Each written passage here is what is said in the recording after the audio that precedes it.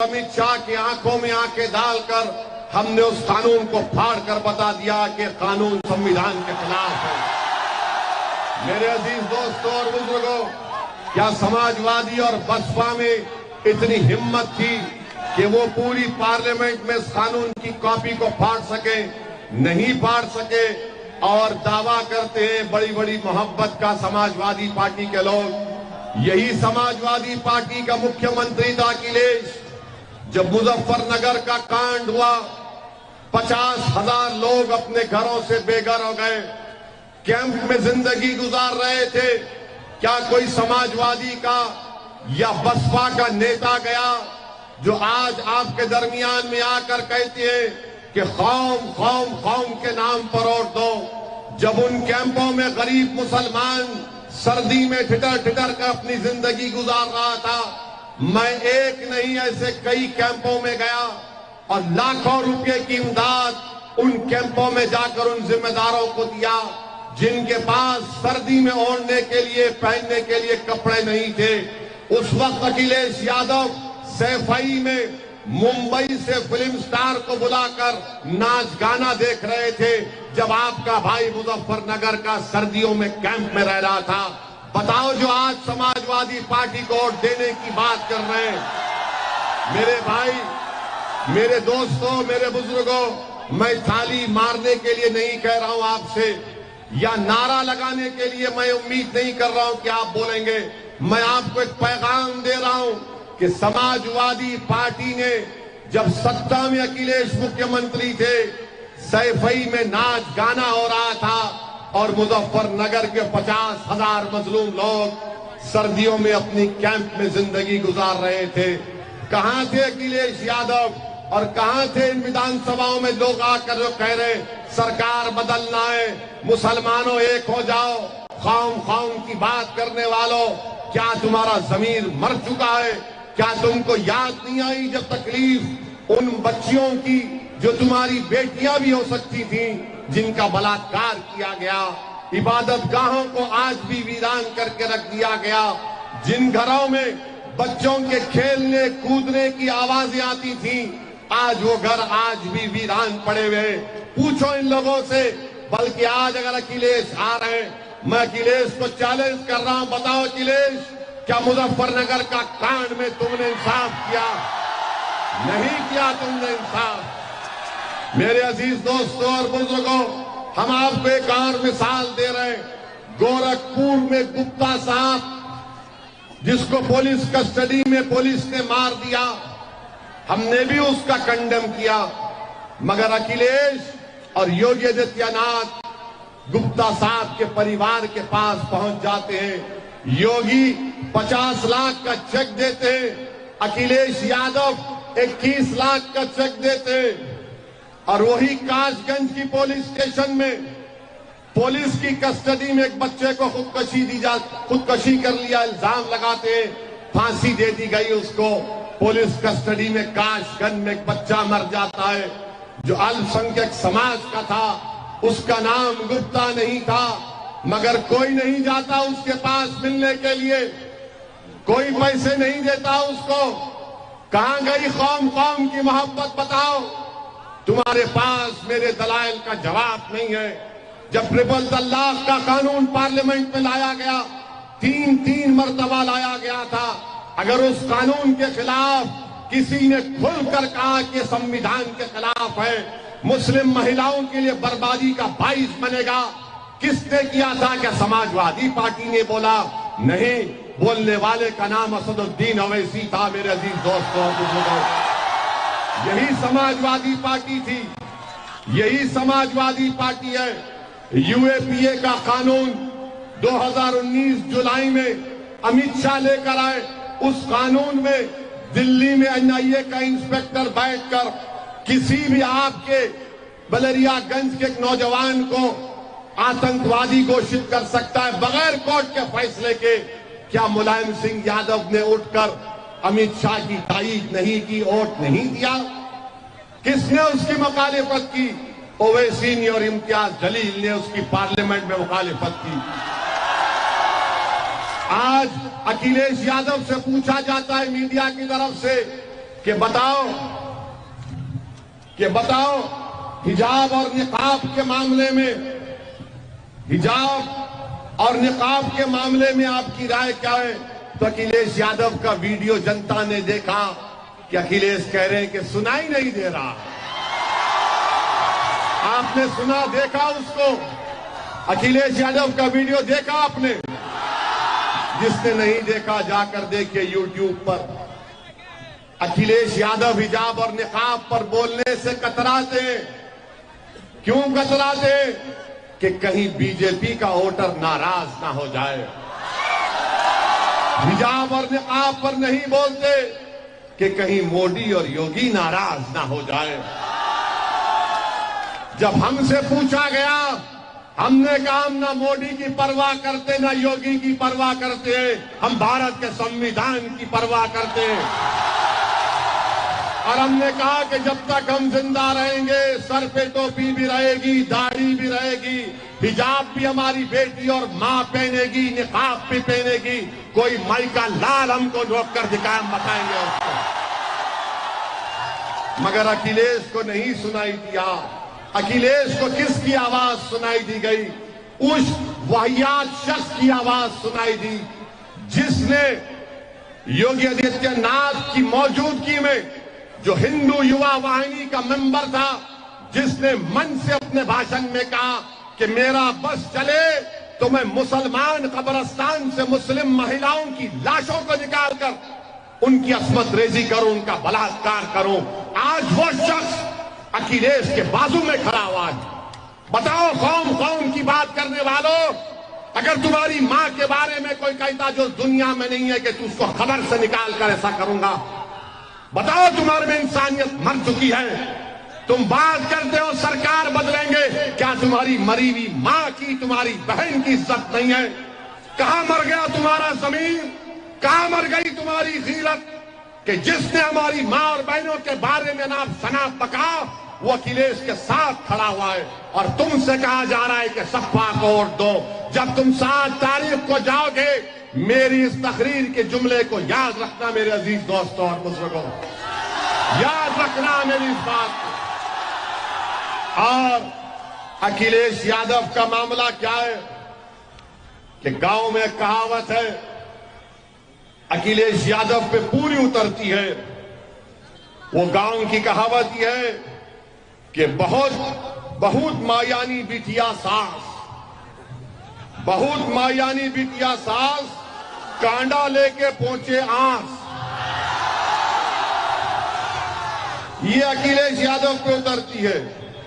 अखिलेश यादव अपने मंच पर देख लो उनके, तुमको कोई मुसलमान नजर आता?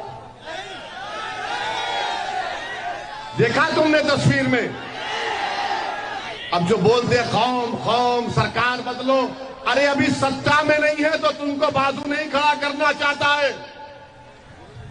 अभी सत्ता में नहीं है तो तुम्हारे वजूद को नहीं मानता। अभी सत्ता में नहीं है तो तुम्हारे हिजाब और निकाब के बाल के बारे में बोलने से डरता है।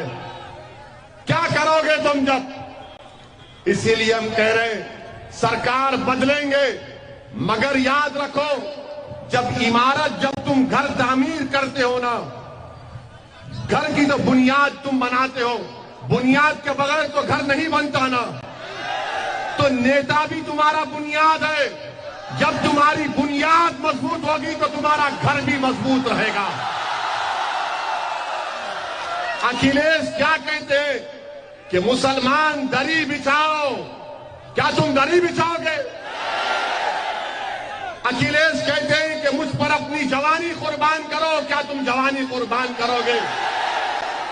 असदुद्दीन ओवैसी आपसे कह रहा है कि आपकी जवानी मुझ पर कुर्बान मत करो। मेरी जिंदगी पर 2 बार हमले हो चुके, मुझ पर हमला क्यों किया जा रहा है? क्योंकि मेरी जिंदगी का मकसद एक ही है कि जब तक अल्लाह मुझे जिंदा रखेगा, मैं गरीब, मजलूम और कमजोरों की लड़ाई लड़ूंगा। और अगर मेरी मौत आएगी तो इंशाअल्लाह इन गरीब मजलूमों को फायदा होगा। ये मेरी जिंदगी का मकसद है। मेरे अजीज दोस्तों और बुजुर्गों, आपसे हम अपील कर रहे हैं कि मुत्तहिदा अपने वोट का इस्तेमाल करिए। कोई लोग बोलेंगे कि ओवैसी तुम उत्तर प्रदेश को आकर ज्ञान बांट रहे हो, बताओ तुमने हैदराबाद में क्या किया। मुलायम सिंह यादव आजमगढ़ के सांसद थे।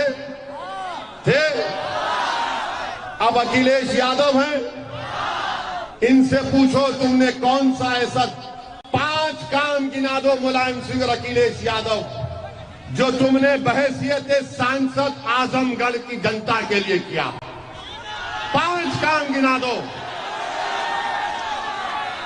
5 काम नहीं गिना सकते, मगर आपसे कह रहे हैं कि आंख बंद करके वोट दे दे, आंख बंद करके वोट दे दे। मेरे अजीज दोस्तों और बुजुर्गों, हम हैदराबाद की पार्लियामेंट सीट से 4 मरतबा हैदराबाद की अवाम ने हमको कामयाब किया। अल्लाह के फजलो करम से हम उनको सलाम करते हैं, शुक्रिया अदा करते हैं। हमने क्या काम किया आपको बताते हैं। हमने अपने एमपी के फंड से सिर्फ एक विधानसभा की मिसाल दे रहे हैं। हमने 10 करोड़ की लागत से बच्चियों के लिए एक जूनियर और डिग्री कॉलेज बनाया। उस विधानसभा का नाम कारवान है, उस मुकाम का नाम गोलकुंडा है। उसमें बच्चियां पढ़ती हैं, कोई हिजाब पहनकर पढ़ती है, कोई बगैर हिजाब पहन के 100 से तकरीबन 500-600 बच्चियां रोज आती हैं, पढ़ती हैं वहां पर। ये काम हमने किया। कोई पूछेगा चलो तुमने शिक्षा में किया, तुमने क्या ड्रेनेज की लाइन का काम किया। उसी विधानसभा में आप देखेंगे आज से 15-20 दिन के बाद 280 करोड़ की लागत से एक नई ड्रेनेज की लाइन डाली जाएगी पूरे विधानसभा में, खाली एक विधानसभा में। ये काम हमने किया एक विधानसभा की। लोग बोलेंगे ठीक है तुम्हारी पार्टी ने क्या किया, हमारी पार्टी ने क्या किया, हम बताते हैं आपको। हर साल हम लोग, जो तेलंगाना प्रदेश से मैं आता हूं, वहां पर जो उर्दू के गवर्नमेंट के स्कूल हैं, सरकारी स्कूलों में हम लोग हर साल 10,000 गरीब बच्चों में स्कूल का बैग बांटते हैं। सुनिए, स्कूल के बैग में 6 लॉन्ग बुक, एक कंपास बॉक्स वो देते हैं बच्चे और बच्चियों को। और जो 10वीं जमात के बच्चे और बच्चियां रहते, उनकी इम्तिहान की फीस हम अदा करते हैं। फिर 10वीं जमात में पूरे ऑल इन वन एक गाइड देते, 2000 गाइड हर साल देते हैं फ्री में। और अगर कोई बच्चा और बच्ची 80-90% लाते तो एक एक को 7-7 हजार 5-5 हजार रुपये कैश अवार्ड देते। ये मजलिस इत्तेहादुल मुस्लिमीन करती है। पूछो अखिलेश से क्या तुमने क्या किया। ये मुख्यमंत्री भी थे ना, ये मुख्यमंत्री थे तो इनके पिताजी सांसद थे। क्या किया तुमने आजमगढ़ के लिए बताओ।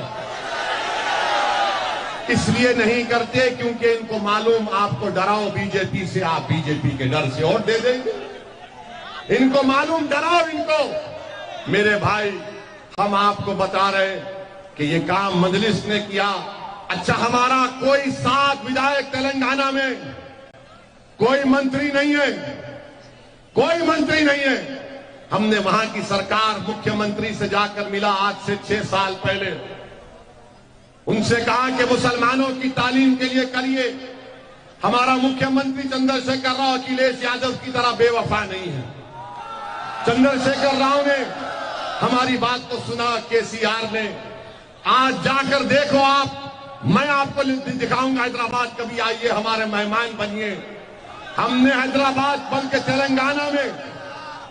तेलंगाना में हमने रेजिडेंशियल स्कूल बनाए। गवर्नमेंट की सरकार चलाती है, 1 पैसा फीस नहीं। 6ठी जमात से 12वीं जमात तक फ्री में तालीम, खाना फ्री में, बच्चियों का स्कूल अलग, उनका हॉस्टल अलग, लड़कों का स्कूल अलग, हॉस्टल अलग। कितने बच्चे पढ़ते मालूम आपको उसमें? मुसलमान बच्चे और बच्चियां 85 हजार पढ़ते हैं, 85 हजार पढ़ते हैं। पूछो इन लोगों से क्या किया आपके लिए, जो जाकर कह रहे हैं कौम के नाम पर वोट दो, सरकार को हटाना है, इनको भगाना है। अरे तुम क्या, हम क्या वोट डालने वाली मशीन है? क्या हमको शिक्षा की जरूरत नहीं है? हमको रोड की जरूरत नहीं है? क्या हमको हमारे बेटी और बेटियों को कॉलेज की जरूरत नहीं है? क्या हमको ठेकेदारी में हिस्से की जरूरत नहीं है? तो अखिलेश बोलेंगे बीजेपी को हराना है, वोट डाल। बाबा को जाके बोलेंगे मुख्यमंत्री को, तो बाबा बोलेंगे मुल्ला जी पढ़ेंगे, मैं हवा निकाल दूंगा। और बाबा जी कह रहे हैं कि 10 मार्च के बाद आजमगढ़ की हवा निकालूंगा। बाबा याद रखो, ओवैसी और कुशवाहा ने जो गरीब और मजलूमों में, कुचले और दबाने वालों में, कमजोरों में जो हवा हमने पैदा कर दी है बाबा, वो तुम कभी नहीं निकाल पाओगे। उसमें क़यामत तक हवा रहेगी ना हमारी हवा, इंशाअल्लाह ये रहेगी ना हवा, सुबह क़यामत तक रहेगी ना। 7 तारीख को भी हवा हमारी रहेगी ना। किसकी हवा रहेगी 7 तारीख को बताओ? पतंग की हवा रहेगी ना, गुड्डू जमाली की हवा रहेगी ना, अब्दुल्ला की हवा रहेगी ना। तो इस हवा को बरकरार रखो नौजवानों। अब इस पर भी अखिलेश के लोग बोलेंगे, ये ओवैसी के भाषण को सुनकर नौजवान जज्बाती हो जाता है। मैं इन जज्बाती नौजवानों के मां बाप को, बुजुर्गों को, उनके सरपरस्तों को सलाम करता हूं और दुआ करता हूं कि अल्लाह लाखों करोड़ की तादाद में ऐसे जज्बाती नौजवानों को पैदा कर दे जो कौम का मुस्तकबिल बदल देगी, मुल्क को मजबूत बनाएगी। आज जज्बात की जरूरत है, आज जज्बात की जरूरत है, डरने की जरूरत नहीं है। हिकमत का तकाजा यह है, हिकमत का तकाजा यह है कि तुम बेबाक और बेखौफ होकर मतदान में अपना वोट डालो। आज बीजेपी हर महाज पर नाकाम साबित हो चुकी है। नौकरी नहीं दी बीजेपी ने। बीजेपी ने नौजवानों को कहा था 70 लाख नौकरी दी जाएगी। कितने नौजवानों को दिया? बीजेपी झूठ कहती है।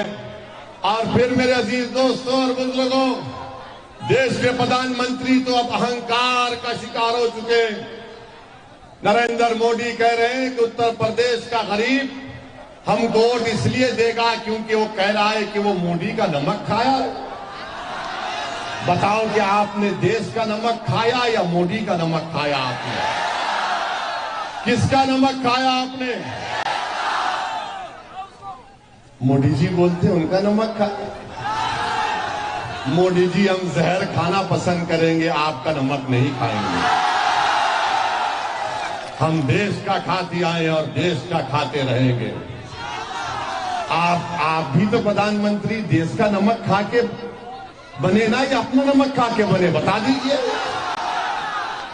मेरे अजीज दोस्तों। और फिर बीजेपी बोलती कि हमने राशन दिया, 600 रुपए का राशन तो जरूर दिया। मोदी जी ने गरीब महिला को राशन देने की बात करते हैं, मगर उसी महिला से कहते माता जी ये राशन लीजिए और 1000 का गैस का सिलेंडर खरीद लीजिए। कहां से गरीब लाएगा? पेट्रोल डीजल की कीमतें आसमान को छू रही हैं। और एक बात याद रखना, 7 तारीख की रात में, 7 तारीख की रात में या 10 तारीख की सुबह में आप देखेंगे पेट्रोल डीजल की कीमतों में इजाफा हो जाएगा। ये कर देंगे कीमतों में इजाफा। बोलेंगे यूक्रेन में ऐसा हुआ, कुछ भी लंबी लंबी छोड़ देते, बहाना बना देते कि ऐसा हुआ, होना ऐसा हुआ। और ये बेचारे भक्त, बीजेपी के भक्त, नहीं नहीं नहीं मोदी जी ने सही किया। अबे तेरी गाड़ी में पेट्रोल का मोदी डला रहा है या गरीब अपने पैसे से डला रहा है? मेरे अजीज दोस्तों और बुजुर्गों, बीजेपी हर महाज पर नाकाम साबित हुई है। और मोदी जी के पास एक दो अनमोल रतन है। एक का नाम योगी है, एक का नाम अमित शाह है। अमित शाह ने क्या कहा? क्या कहा? नहीं सुनाई दिया। अब आप बताइए, अब आप बताइए कैसे अनमोल रतन है? मोदी जी और बीजेपी को मुगलों से बड़ी नफरत, मुगलों से नफरत, मगर अकबर बादशाह के पास दरबार में 40 अनमोल रत्न थे, हमने तारीख में पढ़ा। मोदी जी के पास तो उससे बढ़कर है, एक शाह है, एक योगी है। एक बोलता है हवा निकाल दूंगा, एक कहता है कि मई और जून में बर्फ ला लूंगा। अरे भाई, पानी पीने के पानी का इंतजाम तुमने नहीं किया। बीजेपी ने, खुद मोदी ने दिल्ली से अल्पसंख्यक समाज मुसलमानों के लिए 1000 करोड़ रुपए भिजाए उत्तर प्रदेश में। किस लिए? कि आपके मुस्लिम अकलियती माइनॉरिटी अल्पसंख्यक इलाकों में स्कूल की बिल्डिंग बने, कॉलेज की बिल्डिंग बने, बच्चियों के लिए हॉस्टल बने, पानी पीने के पानी का इंतजाम हो, ट्यूबवेल लगाया जाए। आपको मैं बता रहा हूं कि उस 1000 करोड़ में से योगी आदित्यनाथ और बीजेपी की सरकार ने 60 करोड़ रुपए खर्चा नहीं किए। क्यों नहीं खर्चा किए? ये सबका साथ, सबका विकास, सबका विश्वास की बात करना झूठ है। बीजेपी नफरत करती है और अखिलेश तुमसे नफरत करते, मगर तुम्हारे वोट के लिए मजबूर है। इन दोनों में कोई फर्क नहीं है। एक खुदा आपका दुश्मन है और एक दोस्तनुमा कातिल है। मेरे अजीज दोस्तों और बुजुर्गों, हम आपसे अपील कर रहे हैं कि आप 7 तारीख के दिन आप एक वोट का सही इस्तेमाल करिए। आप 7 तारीख के दिन एक वोट का सही इस्तेमाल करिए। डरने और घबराने की जरूरत नहीं है। हम पर भी हमला हुआ। जब चुनाव शुरू हुआ 3 फरवरी के दिन, हमारी गाड़ी पर 4 गोलियां चलाई गई। योगी ने कहा कि माफिया खत्म हो गया, मगर मेरे भाई, ये हम पर जो गोली चलाए वो किस बाप की नाजायज औलाद थी? वो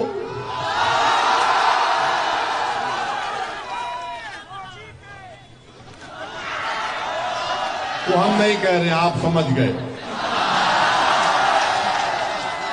मगर वो कहां के क्रिमिनल थे? गोली चला दी हम पर। मगर मेरे भाई, लोग बोलते ओवैसी किसी मजहब के खिलाफ है। जब किसी पर गोलियां चलाई गई तो हमने पार्लियामेंट में किसी समाज के बारे में बोला? किसी के बारे में बोला हमने ये पूछा कि इनको कट्टरपंथी कौन बनाया, कौन इनके हाथ में बंदूक को थाम दिया, कौन इनके दिलों से संविधान की इज्जत को खत्म कर दिया? ये कौन है वो लोग जो बैलेट पर नहीं गोली पर भरोसा रखते हैं? और हम आपको बता रहे हैं कि उस वक्त से आज तक हम पर बहुत दबाव पड़ा। हमारे घर वाले, हमारे दोस्त, हमारे खानदान के लोगों ने कहा कि तुम्हारी जान को खतरा है। हमने कहा कि जान अगर है तो अल्लाह हिफाजत करेगा, और जिस दिन अल्लाह फैसला कर लेगा जाना है, हम चले जाएंगे। मगर हम उन जालिमों को, उन बुज़दिलों को पैगाम दे रहे कि तुम 4 गोलियां चलाए, आइंदा 40 चलाओ, 1 लाख चलाओ। अगर अल्लाह बचाना चाहेगा तो अल्लाह बचाएगा हमको परवाह नहीं हमारी जिंदगी की। अल्लाह हमारे लिए काफी है। हम यहां तक पहुंच चुके हैं, जिंदगी का सफर यहां तक आ चुका है। ये अल्लाह का करम है। अब हम पीछे नहीं मुड़ेंगे, पीठ नहीं दिखाएंगे, इनकी गोलियों के डर से पीठ नहीं दिखाएंगे। हम सीना दिखाते आए हैं, हम हमेशा सामने थे, इंशाअल्लाह सामने रहेंगे। हम तो इन जालिमों से कहेंगे कि तू तीर आजमा, हम जिगर आजमाएंगे इंशाअल्लाह। आपसे हम एक ही दुआ करते हैं कि हम यहां पर दौलत कमाने नहीं आए उत्तर प्रदेश को, ना हमारा मकसद है, बल्कि मैं यहां पर उत्तर प्रदेश को इस चुनाव में 200 रुपये कमा कर जा रहा हूं। वो क्या है 200 रुपये? हम जब संभल में थे तो नमाज असर पढ़ के मस्जिद से निकले, एक अपाहिज गरीब था, साइकिल पर था, उसके अपाहिज था। उसने कहा वैसे इधर आओ। हम उसके पास गए, हमको 200 रुपये दिए। हमने कहा ये हमको मत दीजिए, आप रखिए अपने पास। तो उसने कहा रख ले, रख ले, हम तुझको इसलिए दे रहे हैं कि तू हमारा नेता बन चुका है। मैं उस गरीब को सलाम करता हूं, बस मैं आपके दिल में जगह जाना चाहता हूं। मुझे तुम्हारी दौलत से मतलब नहीं है, मुझे कुछ नहीं चाहिए, अपने दिल में एक जगह दे दो, थोड़ी सी जगह दे दो। मैं तुम्हारा दीवाना था, हूं और रहूंगा इंशाअल्लाह ताला। जब तक जिंदा रहूंगा, आता रहूंगा, तुम्हारी लड़ाई लड़ता रहूंगा, तुमको वादा करके जा रहा हूं।